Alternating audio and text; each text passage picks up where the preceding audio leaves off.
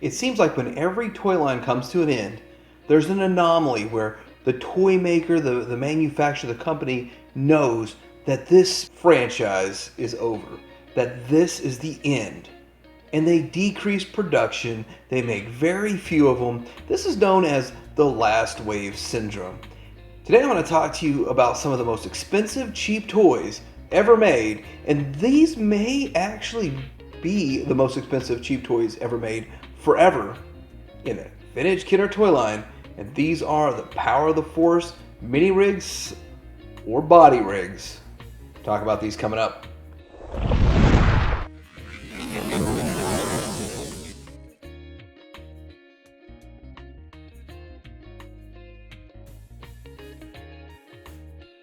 Anybody who collects vintage Star Wars toys knows something about mini rigs. They know mini rigs are the cheap, abundant, easy to find vehicles for the figures. The mini rigs never really appeared in any of the movies, but some of the mini rigs sort of did, sort of were there, and some of the mini rigs just sort of look like this was the closest thing we got to a Jabba sail barge in this thing before we got the HasLab sail barge. But there's something different about the Power of the Force mini rigs. They called them body rigs, and they only made a handful of them. Now the first one I'm going to talk about is the sand skimmer, and mine is actually broken. The sail doesn't sit in just right. I had to make a modification, but that's a common problem with this thing. It also, in the packaging, since you see Barada, and you'll see that here in a little bit, but Barada is what's pictured, so I figured I'd put him on there. This is a very simple toy with one action feature, but it's actually, maybe you can call it two action features. And you move this dial right here, and the gun moves, and the sail moves. Now for mine, I have to keep making sure the sail's pushed in good, but that's how it works. It's a one-man sand skimmer. And also, they made another sort of Power of the Force 2 sand skimmer that's way different, but sort of the same idea. And I don't really have that on me, but it's interesting. But when you look at this was actually very similar. When you look at the colors, when you look at, they display together very well. So it's almost like they carried over the Return of the Jedi when they made this, and they just kind of made up something, and they used this thing. You can see Barada has his hand on the lever there. Now his other hand won't work on that, but it works, it fits, it looks good. There's a lot of detailing to this, and that's something with Kenner. Kenner did a lot of detail with all of their stuff. There's some engines on the bottom, so it makes sense that it could hover. It looks like it hovers. You have these posts here that would actually let it sit stable. So there's a lot to this thing, a lot more than it looks. And you have some stickers on the end to look like an engine, to thrust. It's really pretty cool in that respect. There's actually some stickers to go right inside here too, and I think mine are on there. So it looks like he's got some control panel. Now, let's look at the packaging for this. And here is the packaging. You do see Barada right here, and then was that Klaatu with Skiff Guard out there. One thing about these, you're going to see it on all of mine, is Power of the Force plastic yellow is really bad. Now, since I've owned these, I keep them pitch dark. There's no light getting on them, but they haven't gotten any worse, so this is how bad it was when I got it. So these things are expensive. At the end, I'm going to tell you why the carded stuff is so expensive. Loose stuff is still semi-reasonable, $50 to $100 each, but carded is ridiculous, and we'll talk about that. Here's the back, and I kind of show you all three of these. It looks good, and then it shows you what all you can do with this. Let me tell you what you can do with your one-man sand skimmer. So yeah, there's the packaging. So let's move on to the next one. So the next one I want to talk about is this Security Scout. And this one is an interesting one because it never was in the movie, and it makes no sense. But anyway, it's something you would expect them to use on Endor and Return of the Jedi. So just like the last one would have been like Tatooine Return of the Jedi, this one is Endor Return of the Jedi. You have this back flap on it, and so that's what it looks like, the back. It's got this nice built-in black plastic detail to it. You have detail for an engine. So Kenner does put a lot of detail in what they did. And then you have these guns that are ratcheted, which are very scary because they're so delicate. And his belt broke.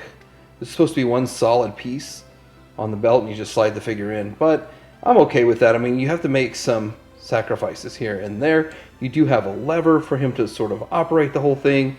I'm missing his little headrest, earphone things, whatever. But that is this guy right here. Now, it looks okay. It looks kind of cool. To get this as complete as it was, I actually had to buy two.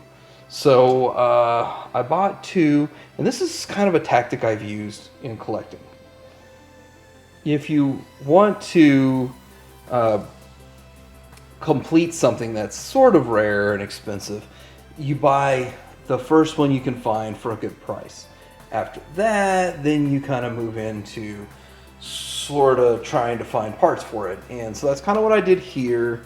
And so together, I'm still not 100% complete, but I wasn't too worried because I have a carded one and it's not the end of the world. One day I'm sure I'll find a super beat up one that just has the earphone pieces and I'll have mine complete. It's not a big deal and I don't need to look for it every day, but it's still kind of cool if it was complete. So let's look at the packaging here. This one is unpunched in a little bit better condition than the other one. So you can see Luke and you can see Leia in their indoor gear flying around in this, which that never was in the movie, so this was just all made up. And here you can see the little earpieces, whatever that is, that maybe they can rock out. That's Beats by Dre before back in the 80s. So, but you can see everything else on this is the same as the other one.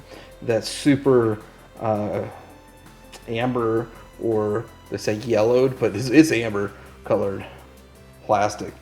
That's that one. Let's look on the back.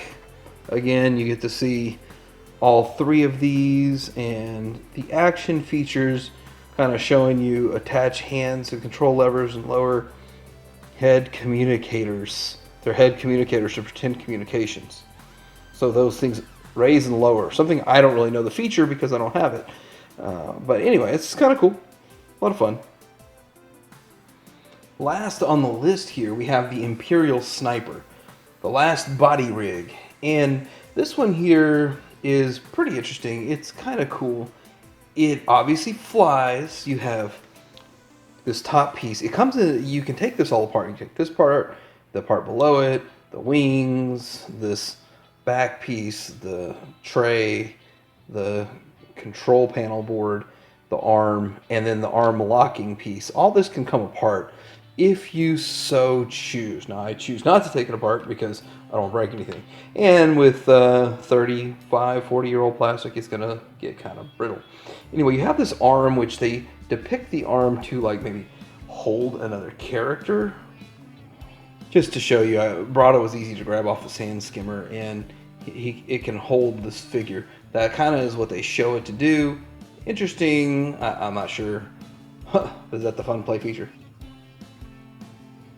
There is some, if I can get that on camera, stickers right here, here, and here. So this is like the control panel. This is removable. It's sort of like a seatbelt, also control panel. It's like this is the controls to maneuver this guy. This is what it looks like from the bottom. There's of course sculpted detail on it, and that looks really good. And then this side here. Now you can put the wings down if you want, I guess, to park it, and then put the wings up for your flying. So there's some stuff to it. I don't know, I'm afraid to move them too much because I know these things break very easily. Looking at the packaging again, I got this one unpunched also. You see the, so I don't think Imperial Gunners actually made it out into indoor. But this is yet another, looks like indoor vehicle that we never saw, just kind of a made up thing. Looking at the back of this, we see Part of the Force. Exciting new Star Wars vehicles, collect them all, the skimmer, security. You know, what a time to be alive back in the 80s, buying these things for $6. So real quick, I'm gonna put this down, we're gonna have a conversation. So we've already talked about why these are so expensive, because low production numbers. Not that there's something fun or exciting or enjoyable, not that so many people even had great memories of them and just want to relive those memories. It's just a collector thing.